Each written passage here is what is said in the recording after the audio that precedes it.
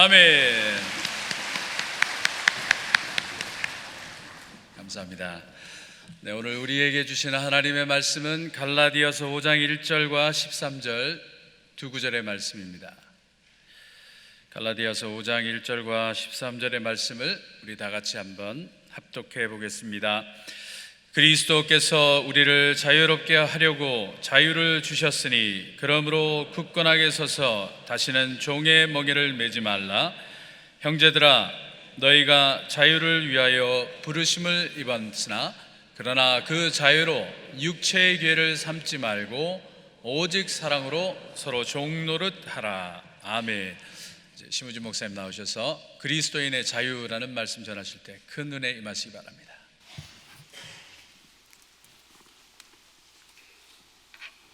할렐루야. 아멘. 하나님께서 또 오늘도 말씀으로 저희들 만나 주시리라 믿습니다. 비전 예배도 한번 나누시겠습니다. 할렐루야.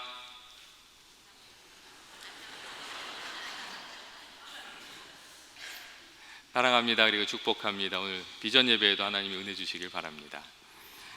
여러분, 하나님은 어떤 분이십니까? 하나님 우리를 사랑하시는 분이시고 우리에게 은혜 주시는 분이십니다. 하나님이 우리 연합교회를 참 많이 사랑하신다고 생각합니다. 그리고 하나님께서는 어떤 분이시냐면 자유를 주시는 분이십니다. 얽매여 있는 이들에게 자유를 주셔서 하나님 은혜 가운데 기뻐하며 살도록 이끌어 주신 분이 하나님이십니다. 애굽에서 종살이 하던 이들, 하나님께서 모세 보내주셨습니다. 그리고 모세를 통해서 그들이 종살이 하던 애굽에서 자유인을 벗어나서 자유인으로 살게끔 하나님 인도해 주셨습니다. 하나님께서는 우리도 이렇게 불러서 점점 더 큰 자유로 나가게 해주시는 그런 자유를 주시는 분이십니다.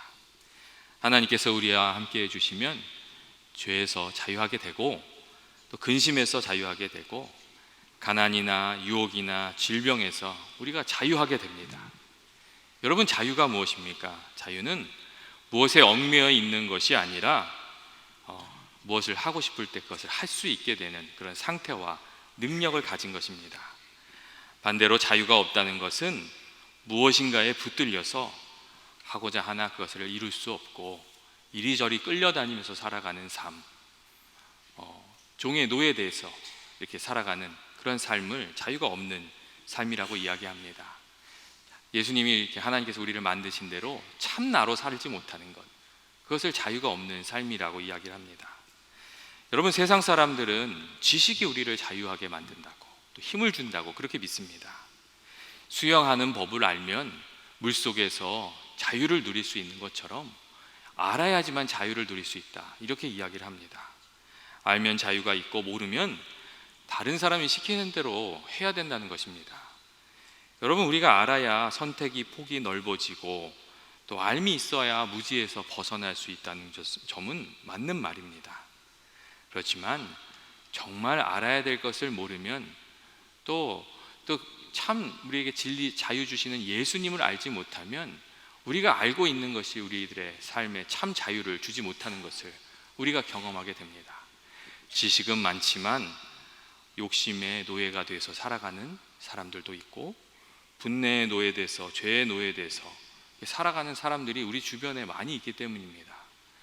여러분, 정말 공부는 많이 하셔서 훌륭한 교수님이신데 이렇게 벌컥 화를 내시면서 때때로 막 이렇게 말을 하는 걸 듣게 딱 듣고 나면 또 말을 할 때마다 기분 나쁘게 얘기하시는 그런 분들을 만나고 나면 똑똑한 게 중요하긴 중요하지만 하나님이 좀 주시는 지혜가 있어야 되겠구나.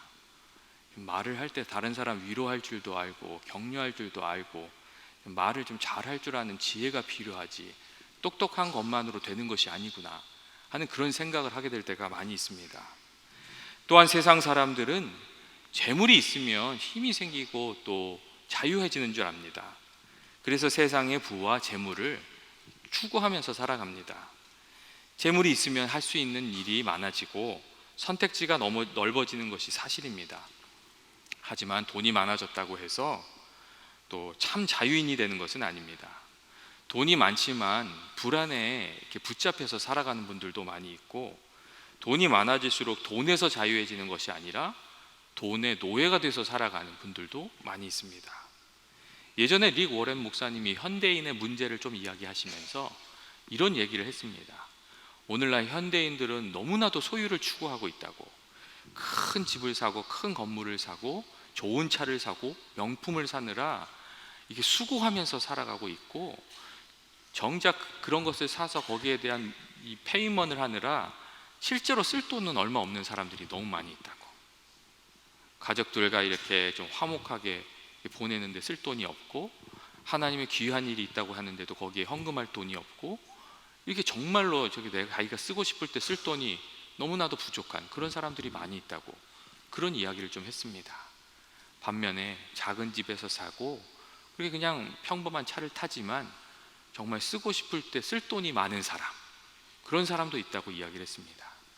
그러면서 어떤 사람이 지혜로운 사람이냐, 정말 쓸 돈이 많은 사람이 지혜로운 사람이다, 그리고 그 사람이 자유가 많은 사람이다, 이런 이야기를 한 것을 제가 들은 적이 있습니다. 여러분, 권력의 경우도 마찬가지입니다.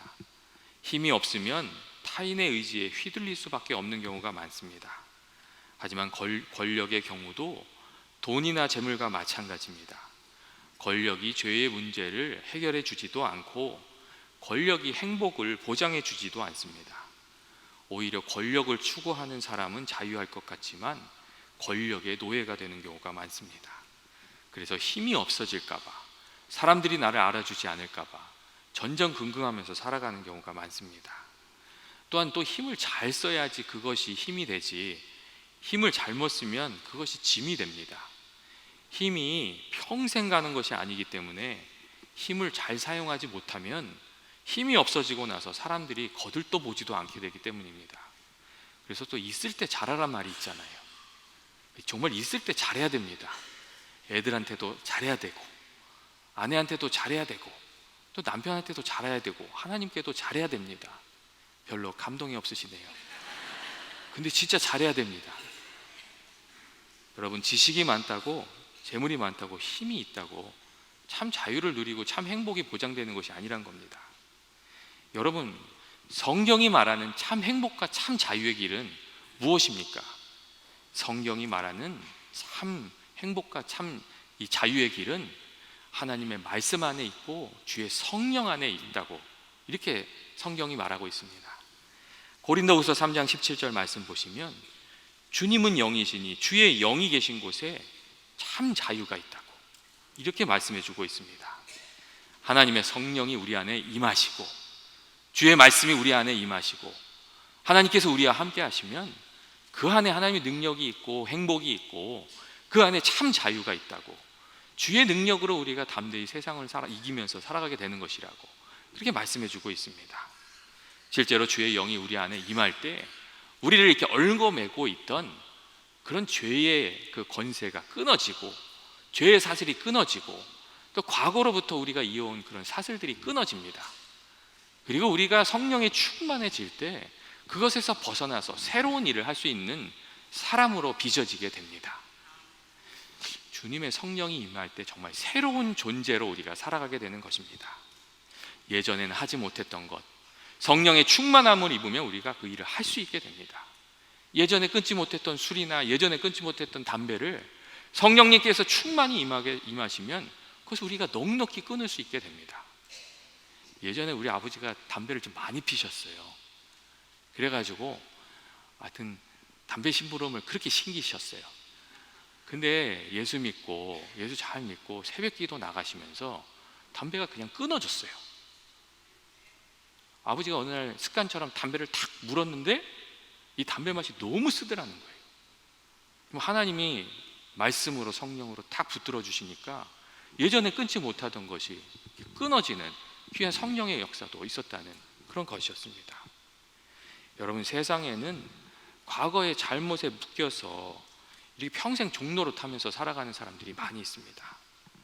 죄의 노예된 사람들은 점점 기쁨과 평강이 사라지고, 죄의 노예된 사람들은 잘못된 줄을 알면서도 그것을 잘 고치지 못하고 반복하면서 그 안에서 허우적거리면서 살아가게 됩니다.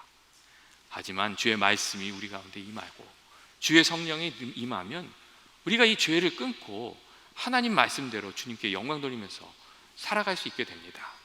그래서 우리가 말씀을 사모하고 또 성령을 사모하고 성령 충만하기를 간구하면서 그렇게 살아가야 되는 것입니다. 여러분, 그리고 주님께 용서를 받고 나면 다른 사람에게 미안하다는 말도 잘하는 사람이 됩니다.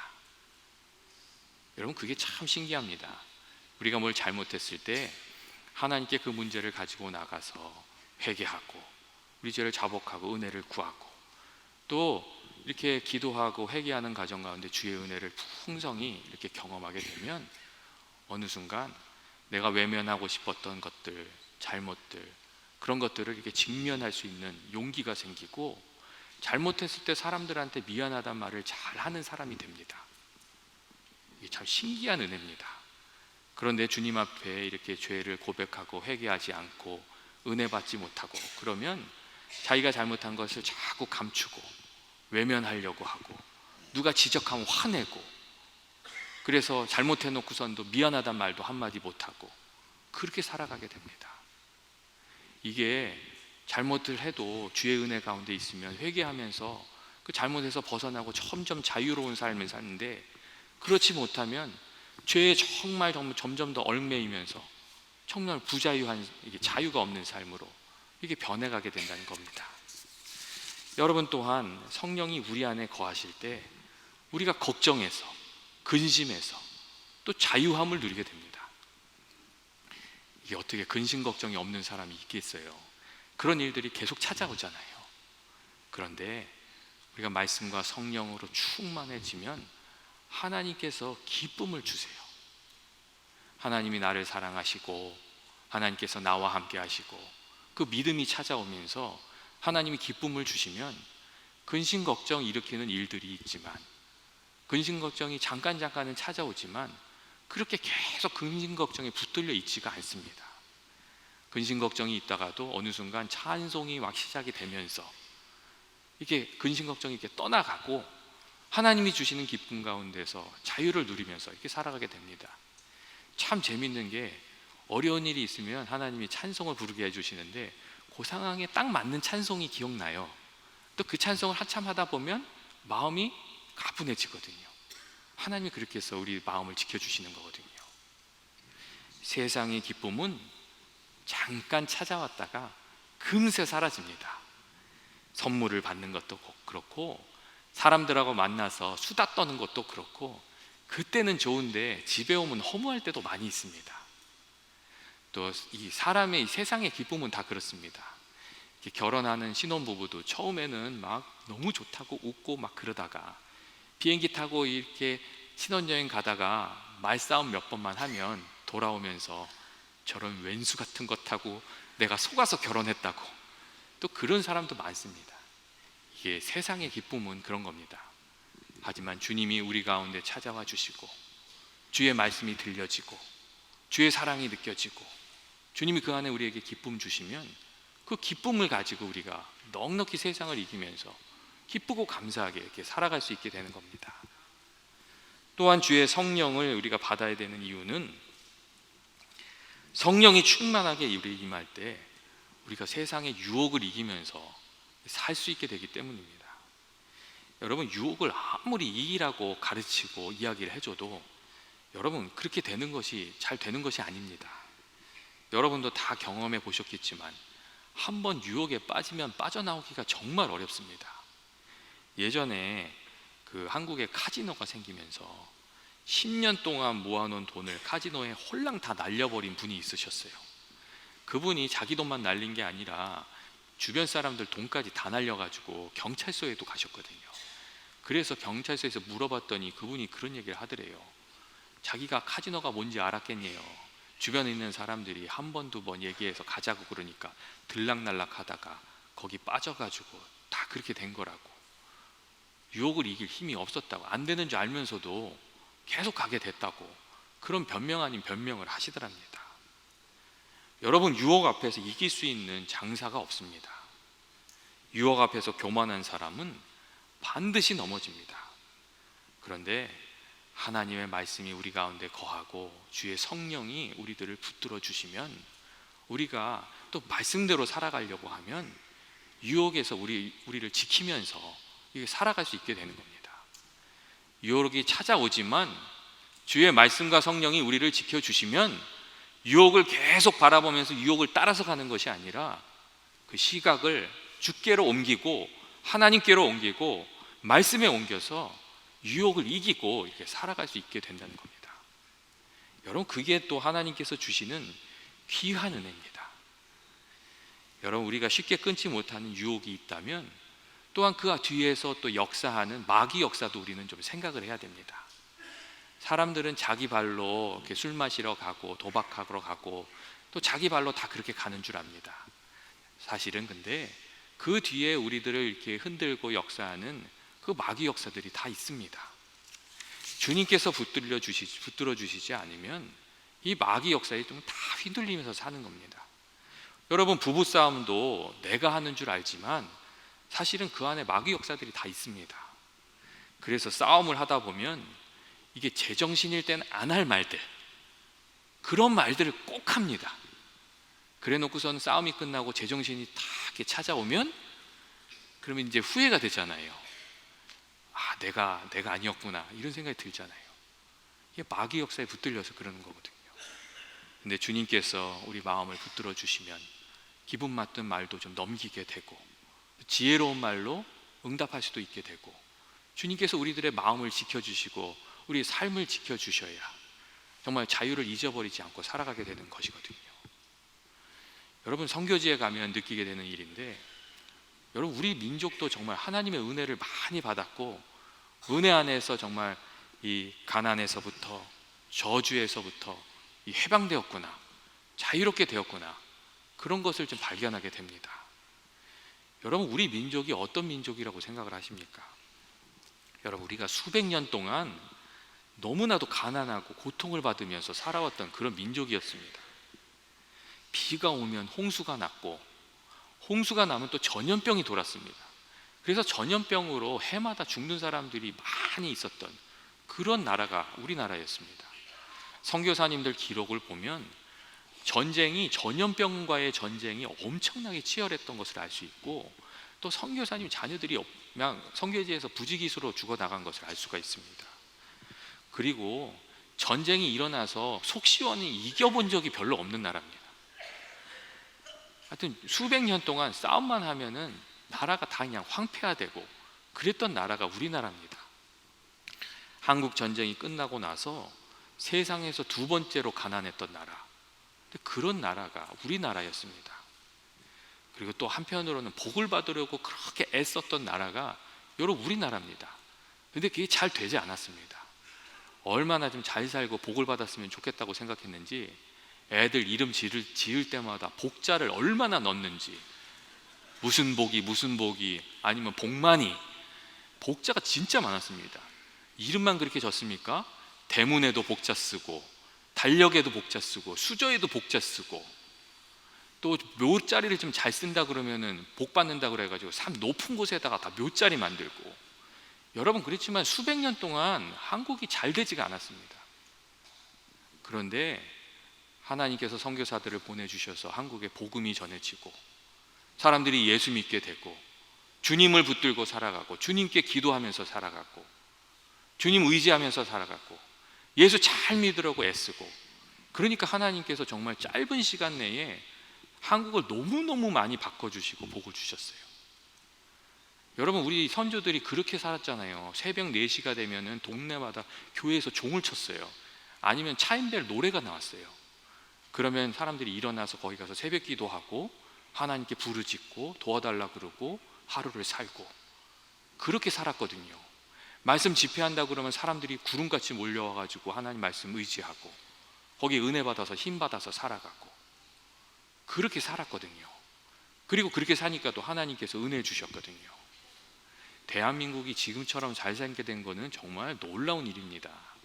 전 세계적으로 세계 그 2차 대전이 끝난 다음에 경제가 무너진 나라 중에서 경제를 회복한 나라가 아시아의 3개의 나라밖에 없었습니다.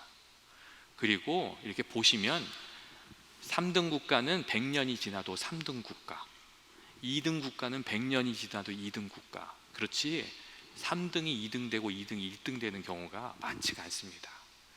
근데 하나님께서 은혜를 주시니까 그 가난도 이기게 해주시고 또 저주도 이기게 해주시고 가난과 저주에서 다 해방돼서 이렇게 귀한 복을 누리면서 살고 있는 것입니다. 여러분, 우리들의 능력이 어디에 있습니까? 우리가 가진 그 능력은 우리 자신에게 있는 게 아닙니다. 하나님으로부터 오는 것, 그게 그리스도인의 참 능력입니다. 지식과 재물과 권력에서 나오는 것이 아니라 하나님으로부터 주어지는 겁니다. 우리가 말씀으로 주님께로 가까이 나아가고 성령으로 충만해지면 우리 안에 하나님의 능력이 있어서 우리가 할 수 있게 됩니다. 하지만 우리가 하나님으로부터 멀어지고 주의 말씀을 떠나고 기도를 잃어버리게 되면 우리 힘으로 살아가야 됩니다. 우리 힘이라는 게 보잘것이 없어서 우리 힘만 의지하면서 살면 세상에 흔들리면서 살고 마귀에 흔들리면서 살고 이리저리 흔들리면서 살아가는 것입니다. 여러분, 사도 베드로가 그렇지 않았습니까? 예수님의 수제자고 큰 소리는 빵빵 쳤는데 정말 이게 중요한 결정적인 순간에는 능력이 없어서 예수님을 배반하고 말았습니다. 그리고 그가 능력 없는 것을 주님이 아셨기 때문에 그를 꾸짖지 않고 다시 돌아오셔서 기회를 주신 것, 사실 그게 불행 중 다행입니다. 여러분, 성경의 오늘 말씀을 보면 예수님께서 우리를 자유롭게 하려고 자유를 주셨으니 굳게 서서 다시는 종의 멍에를 매지 말라고, 그리고 주신 자유로 육체의 그 욕심을 이루는 것에 사용하지 말라고 말씀해 주시는 그 말씀을 읽을 수가 있습니다. 이 말씀은 하나님께서 주신 그 은혜를 잊어버리지 말고 그 은혜를 굳게 지켜서 진리의 말씀에 굳게 서서 과거와 같이 죄의 노예돼서 세상 욕망의 노예돼서 사는 것이 아니라 지금 예수님도 닮아가고 하나님께 영광 돌리는 쪽으로 주님을 붙들고 좀 승리하는 쪽으로 살아가라고 그렇게 말씀해 주고 계시는 것입니다. 여러분, 우리가 은혜를 잘 지켜야 됩니다. 그리고 더 큰 은혜를 받기 위해서 하나님께 부지런히 나아가야 됩니다. 여러분, 우리가 은혜를 잘 관리하지 못하면 그 은혜가 어느 순간 싹 사라져 버립니다. 우리가 말씀으로 은혜 받았는데 그 말씀을 우리 마음속에 품고 묵상하면서 또 그 말씀에 순종하면서 살지 않으면 언제 말씀에 은혜 받았는지 그것이 다 사라져 버립니다. 그리고 더 큰 은혜로 나아가지 않으면 우리가 그 자리에 서 있는 것이 아니라 믿음이 자꾸 쇠퇴하게 됩니다. 여러분, 지난주에 우리가 말씀으로 많이 은혜 받았습니다. 여러분, 어떤 말씀을 이렇게 들으면서 이렇게 하나님께서 이렇게 주시는 그 말씀으로 받으셨습니까? 여러분이 깨달은 말씀이 무엇입니까? 그 말씀을 붙들고 마음에 품고 그 말씀에 순종하면서 살아야 됩니다. 여러분, 지난주에 우리가 무슨 말씀을 들었죠? 어떤 말씀이 생각이 나세요? 은혜 받고 혹시 다 잊어버리신 거 아니세요? 아니시라고요? 아멘. 그 말씀 붙들고 있으셔야 되거든요. 어제 지난번 말씀 중에 그런 말씀이 있었잖아요. 다윗 왕이 우비곳에 보는데 그 안에 요나단도 있고 사울도 있는데 다윗이 요나단을 봤다고 하잖아요. 여러분, 그 말씀이 은혜의 말씀으로 왔다면 그 말씀을 묵상하면서 삶에서 그것을 실천하고 순종해야 그 말씀이 내게 은혜가 되고 능력이 되고 우리 삶의 열매가 되는 것이거든요. 그리고 말씀을 이렇게 은혜 받았을 때 말씀에 말씀을 더해야 우리의 신앙이 이게 성숙해 가는 것이거든요. 은혜를 잘 지키지 않으면 어느 순간 근데 그것을 다 잊어버리게 되는 것이거든요. 저는 이번에 하나님께서 우리 교회에 아주 귀한 기회를 주셨다고 생각합니다. 여러분, 말씀으로 은혜 받았을 때 그 말씀에 하나님께서 또 새롭게 주시는 말씀을 더하시는, 또 은혜를 더하시는 여러분 되시길 주님의 이름으로 축원드립니다. 말씀에 은혜 받으셨을 때 성경 말씀을 좀 더 이렇게 많이 읽으셨으면 좋겠어요. 매일매일 좀 성경을 읽으시고 말씀이 우리 안에 가득 차고 성령이 그 말씀 가운데 역사해서 지금 성령이 충만해서 살아갈 수 있도록 여러분 성경을 읽으시기를 바랍니다. 그리고 우리가 열심히 뜨겁게 기도했는데 그 기도도 또 좀 기도를 더해서 기도의 능력도 받는 여러분 되시기를 주님의 이름으로 축원드립니다. 여러분, 자전거 타는 게 그렇지 않습니까? 자전거를 이렇게 타고 시작할 때 처음에 힘을 확 줬는데 그 다음에 힘을 계속 줘야 자전거가 이렇게 흔들리지 않고 똑바로 나가면서 자전거를 이렇게 타게 되지, 한 번 힘 주고서는 그 힘 빼고 있으면 자전거가 그냥 넘어지고 말잖아요. 하나님께서 우리에게 성령으로 충만해질 수 있는 기회를 주셨고 우리의 믿음이 업그레이드 할 수 있는, 성장할 수 있는 기회를 주셨는데 그냥 그 기회를 한 번 받은 은혜로 그냥 보내고 나면 그게 아무 누익이 안 되는 거거든요. 주신 말씀을 좀 써서 보시고 묵상하시고 그 상황이 되시면 적용하시고, 그래서 그 말씀 가운데 은혜가 더 풍성해지는, 또 열매 맺게 되는 그런 삶을 도전하신 우리 모든 연합의 교우들이 되시길 주님의 이름으로 축원드립니다. 성령의 충만함을 사모하시길 바랍니다. 여러분, 기도의 자리를 좀 꼭 만드세요. 큐티도 좀 꼭 하세요. 여러분, 말씀과 기도 없이 성도가 어떻게 성도다운 삶을 살겠습니까? 말씀과 기도가 없이 어떻게 하나님의 은혜를 누리면서 살게 되겠습니까? 목회자로서 제일 답답한 건 뭐냐면요, 어려운 가정이 기도를 안 하는 거예요. 기도 부탁만 해요. 아니, 근데 본인은 기도를 안 해요. 근데 그러면 은혜 받기가 어렵습니다. 하나님께 지혜 달라는 사람들이 말씀을 안 읽는 거예요. 교인들이 말씀을 안 읽고 어떻게 주님 닮아가는 삶, 정말 성도의 삶을 살겠어요? 말씀과 기도로 주님과 동행하며 성령 충만하게 살아가는 여다의 모든 분들 되시기를 축원합니다. 기도하시겠습니다. 사랑이 많으신 하나님 아버지, 주님 안에서 저희들 하나님의 자녀로 불러주시고 또 저희들에게 말씀과 성령 주시니 감사합니다. 저희들이 정말 더욱 말씀에 힘을 내고 기도에 힘을 내고 성령이 충만해 돼서 주의 복도 누리고 정말 좀 유혹과 좀 시련도 이겨내고 참 자유 누리면서 살아가는 저희 모두 되게 하여 주시옵소서. 예수님의 이름으로 기도합니다.